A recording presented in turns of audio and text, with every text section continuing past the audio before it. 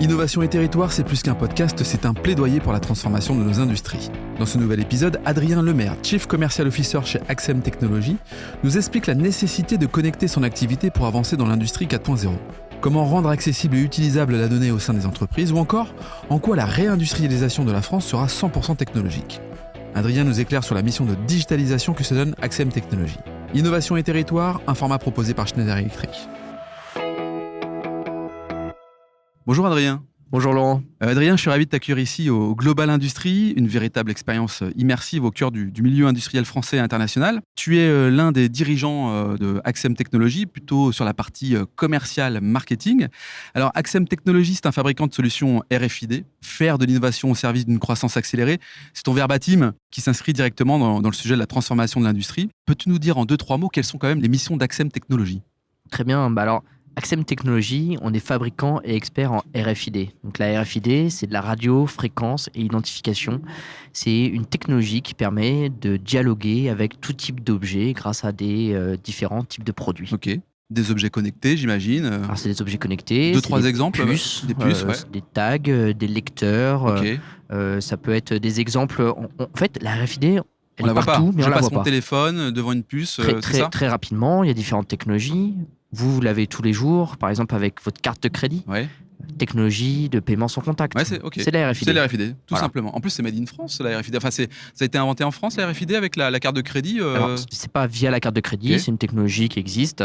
Et du coup, toute cette technologie-là, elle nous permet de faire différentes choses dans différents domaines d'activité et de connecter n'importe quoi pour avoir cette information-là. J'imagine que le champ des possibles est infini. Bon, alors, chez Axem Technologies, on conçoit, on adapte des produits à destination de l'industrie. Et c'est la raison pour laquelle Axem Technologies est présent ici. Quels avantages les solutions RFID apportent aux entreprises qui décident de les exploiter ? Alors, ça apporte beaucoup de différents avantages. Le premier avantage, c'est de permettre de connecter ce qui n'est pas connecté. Donc, aujourd'hui, il y a tout un tas d'éléments qu'on a autour de nous qui ne sont pas connectés et on aurait besoin d'avoir l'information pour la traiter, pour trouver de la valeur, pour l'analyser, etc. etc. Pour agir, Pour agir. réagir. Tout ce qu'on a besoin de faire avec cette donnée-là. Très bien. Nous, on permet en fait de connecter l'ensemble de ces éléments Ok. que vous avez envie de connecter. Donc, notre spécialité, c'est on récolte votre besoin ou on trouve votre besoin, parce que souvent, il n'est pas détecté. Et on travaille avec vous pour trouver la meilleure solution pour connecter ces éléments. Ouais, c'est ce que j'allais dire, parce que j'imagine qu'il y a des entreprises qui ont un état d'avancement, une maturité dans la transformation digitale de leur entreprise, dans la manière finalement d'accélérer peut-être la récolte d'informations. On parle finalement un peu de communication entre des machines et puis des décisions que prennent les humains peut-être. Comment convaincre les entreprises qui pour certaines sont peut-être au balbutiement de la transformation digitale, comment les convaincre finalement sur l'intérêt de les équiper de la RFID dans leur entreprise ? Alors, c'est une très bonne question. Je Nous, le remercie. but, le but, c'est vraiment d'aider les entreprises à avoir la donnée. Donc, on veut digitaliser cette donnée-là et la rendre accessible facilement. Aujourd'hui, il y a beaucoup d'entreprises qui passent par du papier ou qui n'ont pas la donnée. Et je vais donner peut-être d'autres exemples, mais le but, ça va être de leur montrer qu'ils vont gagner du temps. Ils vont gagner en sécurité aussi, parce que leurs données seront accessibles de façon sécurisée, immédiate. Ouais. Et ils vont pouvoir avoir une forte valeur ajoutée au niveau business, parce qu'ils vont pouvoir faire quelque chose de cette donnée. Aujourd'hui, cette donnée-là, elle est présente, elle n'est pas utilisée. Nous, on la rend accessible, utilisable, analysable, et puis ça fait gagner aussi de l'argent et du temps. Oui, parce qu'on parle bien quand même de ROI, de business, quoi. Comme toujours. Comme toujours, mais c'est central, mais ça va, c'est mieux en le précisant. On parle là donc du coup de traçabilité, tu l'as évoqué, de sécurité et de productivité des infos acquises et exploitées. Donc c'est l'exploitation en tout cas de la donnée qui permettent ensuite à l'entreprise d'accélérer peut-être leur productivité, de donner un peu plus de confort aux collaborateurs, ou en tout cas d'identifier des produits à forte valeur ajoutée pour mettre sur le marché, quoi. C'est exact. Et de créer des nouvelles valeurs pour leurs clients finaux aussi. Parce que parfois, cette donnée-là permet aussi de donner plus d'informations à leurs clients finaux sur ce qu'ils font avec. Et donc, ça apporte aussi de nouvelles valeurs qui n'existaient pas avant. Très bien. Alors, on le sait, c'est primordial de protéger efficacement ces données quand on est une organisation, et quel que soit le secteur d'activité. Justement, aujourd'hui, quelle est la typologie de vos clients et de quels besoins ont-ils ? Alors, on a une typologie de clients qui est énorme parce que la technologie, elle peut s'adapter à tout. On se focalise aussi sur des clients où la sécurité est très importante, comme l'armée. Donc l'armée française fait partie de nos clients très importants. Pas mal. Et donc c'est pas mal. Ouais. Donc l'identification à travers l'armée française, c'est un point qui est central. Et donc du coup, c'est un de nos clients et c'est là où on les accompagne. On a des clients aussi dans le monde du BTP. Donc on travaille beaucoup avec eux sur la gestion de leurs outils ou la gestion de leur parc de véhicules dans le monde du BTP. On a tout un tas de types de clients dans la partie hôpital, dans la partie des équipements de protection individuelle, dans la partie blanchisserie aussi, qui est un monde qui est en évolution. Où on blanchisserie, on vient mettre sur une serviette, c'est ça? On vient mettre sur tout type de vêtements dans le monde industriel, des tags. Pour tracer.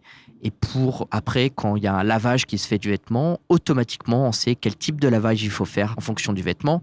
Par exemple, on ne va pas laver un vêtement de pompier comme on lave un vêtement d'un laboratoire. Donc tout ça, ça doit être identifié et le processus de lavage est différent.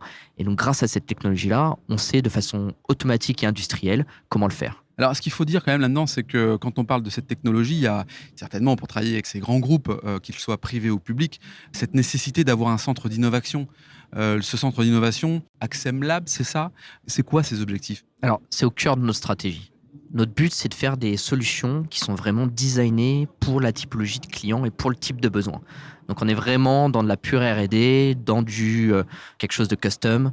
Et donc, pour ça, on a besoin d'un laboratoire pour tester, pour voir comment se comportent nos éléments, nos produits dans un élément spécifique.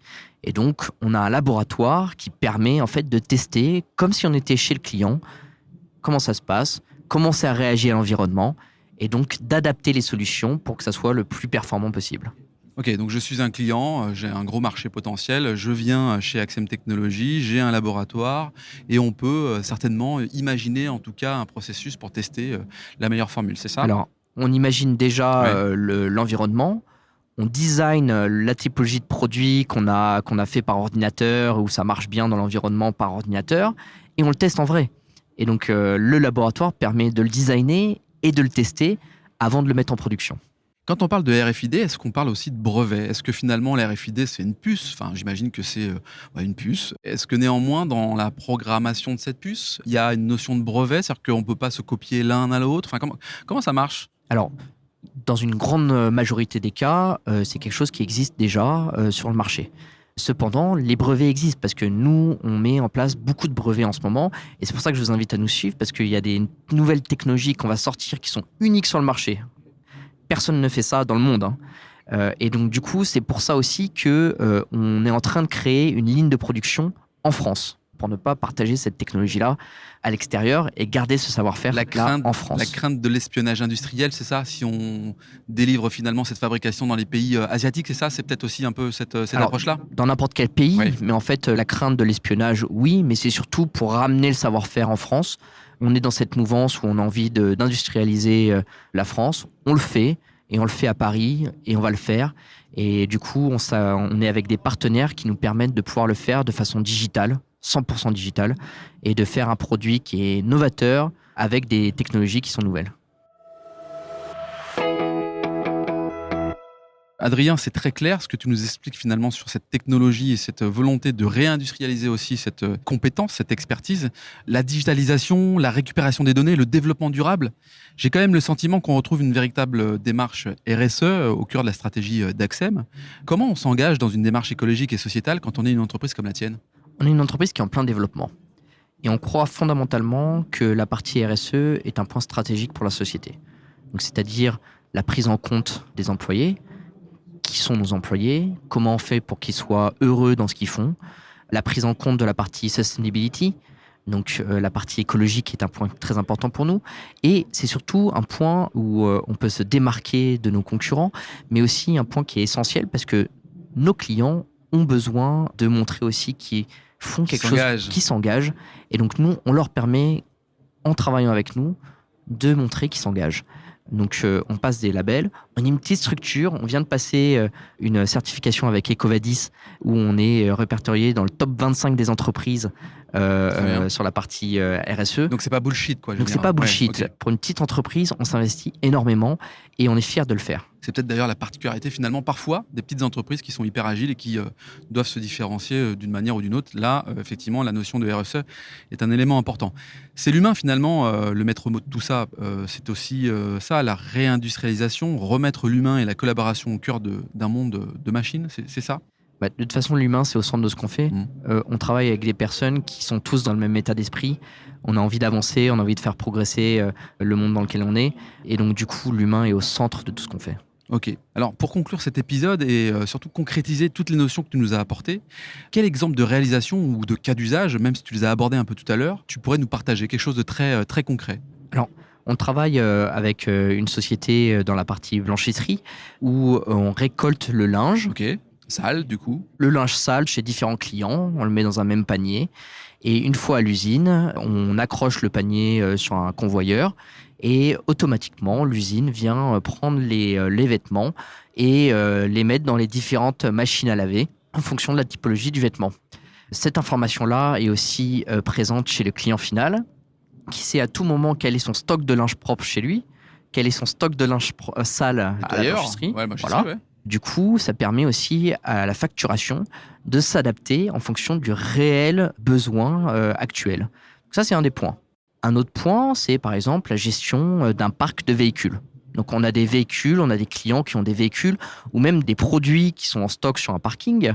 Ils ont aujourd'hui des feuilles de papier pour savoir qu'est-ce qui reste sur le parking, quelle est la typologie de produits qui reste. Nous, on a mis des tags sur ces produits-là, sur ces véhicules. Il y a un portique, donc comme une porte, entrée, une entrée, une sortie, ouais. Où le véhicule passe avec ce qu'il y a dedans. Et automatiquement, on sait qu'est-ce qui est sorti, qu'est-ce qui est rentré, qu'est-ce qui reste, comment facturer, etc., etc. Deuxième cas pratique. Voilà. Ok. Écoute, comment fait-on pour te retrouver ? Si on veut en savoir plus, comment on fait pour se rapprocher de toi ? Alors, pour se rapprocher de nous, c'est très simple. On va sur notre site internet. Tout simplement. Et nous, on a des commerciaux qui sont présents sur le terrain, qui viennent vous rencontrer très rapidement et qui viennent vraiment vous écouter, comprendre quel est le besoin et puis échanger avec vous sur comment on peut trouver une solution. Très bien, écoute, merci Adrien, merci d'avoir participé au podcast Industrie du futur depuis le Global Industry, un format proposé par Schneider Electric. Merci Laurent. Si cet épisode vous donne envie d'aller plus loin, c'est l'occasion d'en parler à Antoine Chart, directeur national des ventes. Bonjour Antoine. Bonjour Laurent. Antoine, peux-tu nous dire comment passer de l'idée aux actes lorsque l'on veut se transformer ? Laurent, c'est très simple. Les sujets de transformation digitale, de décarbonation et d'électrification sont au cœur de la stratégie Schneider Electric. Et comme on a pu l'entendre dans ce podcast, l'ambition de Schneider Electric est d'accompagner les entreprises du territoire sur ces enjeux de transformation. Pour entrer en contact avec nous, rien de plus simple, le site internet www.se.com ou mon profil LinkedIn où je me ferai un plaisir de vous répondre. C'est très simple, merci Antoine. Merci Laurent.